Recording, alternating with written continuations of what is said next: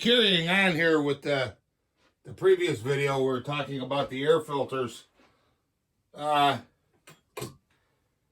Husqvarna setup here that they use, there's an air injection in here off the flywheel, and then there's a little duct in here. Now this is just this is a smaller filter. This is the 562. But this setup right here, about the only thing I do is I'll take this off and maybe run a little bit of grease around the lip there and put it back on. And I'll tell you what, I mean, these things, yes, you do have to service them. Yes, you do have to clean them, but I think the Husqvarna system here is better than what Stihl gives you. You really can't engineer a better mousetrap with this. I mean, you could come up with something where you had a velocity stack and that, but are you going to get ahead from what you have here? I don't think so. And that's why I don't really bother with it. I've tried to build it, but like I said, as far as the increase in filtration, you're not getting ahead there. You're not really realizing the gains in performance, and it's almost it's almost like it's almost not worth doing it. Whereas something like this, it's worth it's worth it. And this is that 241 here. That's worth it to do it on, because you're getting over the stock filter, you're getting enhanced runtime, you're getting a performance boost, and you're also getting extended life out of your engine. When these are stock and you're using a stock filter, you're going to cut so much wood, and you're going to have to take the filter off and service it. And every time you take that off of there, you got a risk of crap getting in there. And what a lot of guys don't realize is that dirt and debris, especially if you're cutting something like red oak that has a lot of silica, on the intake side of that piston, it sandblasts it, and it causes wear. And then it also gets down into the lower end and does a number on your bearings, because it's going in, the piston's coming up, and your fuel air mix is going into the crankcase. So the cleaner you can keep this, the better. So for the Stihls, it's worth it to put this on here. And with a nice exhaust, port work, and this filter on here, I mean, these things, they really rip. For a little 42cc saw with a 16-inch bar, I mean, you can cut a lot of wood real quick. If you're cutting, smaller pieces up to, say, 12, 14 inch, I mean, you're not, a bigger saw is really not going to outcut this. And the nice thing about this too is the fuel. I mean, it really uses, I'd have to look and see, I think it's 16 or 17 ounces of fuel. So you're getting, 6 or 7, 8 tanks to a gallon with this. And I mean, you can, the amount of wood you can cut with one of these, and how light it is, it's great. It's unfortunate they discontinued it. Maybe it was because of the 261. But if you can pick one of these up in good condition, and you have the smaller wood, they're worth it.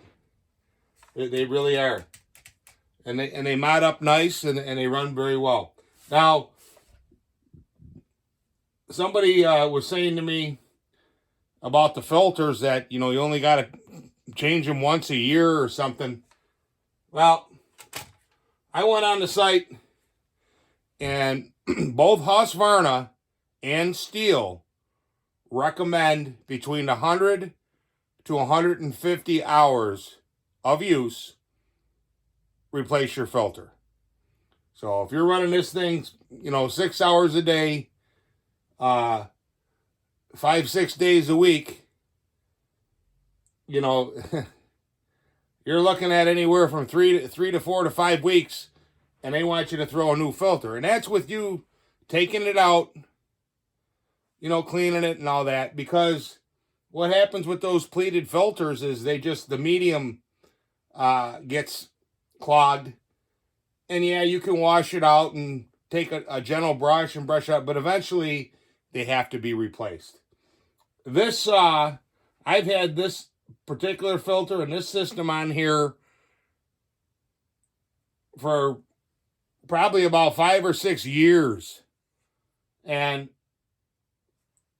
very seldom, maybe once a year, I'll pull this off. You wash the filter out. You put some K&N oil on it. Let it, wash the filter out. Let it dry.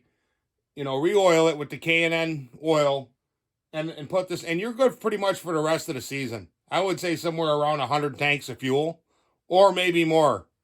But it's engineering you're designing a better mousetrap is what you're doing. And on these Stihls, because of the way that the carburetor is set up versus the Husqvarna, with the Husqvarna carburetor, and there's an elbow that comes up, these lend themselves more to this modification. Now, some guys don't like it because, it sticks out of the cover here, which, hey, I get it. I mean, but for me, your hand, if you can see right here, your hand is well away. Any position you take this saw, you're not going to touch the filter. So that's what you got to do. You just gotta look and see, and then you gotta outthink these guys, and build a better mousetrap. And as long as you have clean air coming into this thing, you run a good quality fuel and mix oil, and a sharp chain. These things should last you a long time. You should, the price of the mods, for what you pay, it's going to pay you back and increase productivity, many, many times over. And you're still going to be able to enjoy the saw. And that's the other thing, too. I mean, there's nothing wrong with running stock saws. There's people that have run stock saws for 30, 40 years career. Maybe they don't like the noise or whatever. That's what they want to run. But to me, I like playing around with these, seeing what they can do. And you're also making a dime out of it too. And it's just a lot of fun picking one of these up with a sharp chain and zip, zip, zip, zip, zip. It's just, it's hard to describe the feeling. So I don't know if we're going to do a video on a mix oil. We could talk about that, but I'm pretty much a guy that pretty much sticks with the Motomix, or if I'm going to do a lot of wood, like, 10, 15, 20 face cords of wood, and I'm going to use a couple different saws, then I'll use some non-ethanol with this, mix it at 50-1. But when I'm done, whatever's left, and on these, I never run them out of gas. Most of these pro saws have a sight here where you can see the Husqvarna's got like a little sight glass. Kind of wish that they would make a translucent tank like this, but on these Stihls, you can see, I always leave a nice, eighth of a tank of gas. I really never run these out of gas, but if I switch over to the non-ethanol fuel in this oil, when I'm done with the cutting session, I'll dump that out of there. And I'll go ahead and put the Motomix in there, burp it through, purge it through, and you can put it on the shelf, fill it up halfway, and you know, if the saw sits for a week or whatever, you're good to go.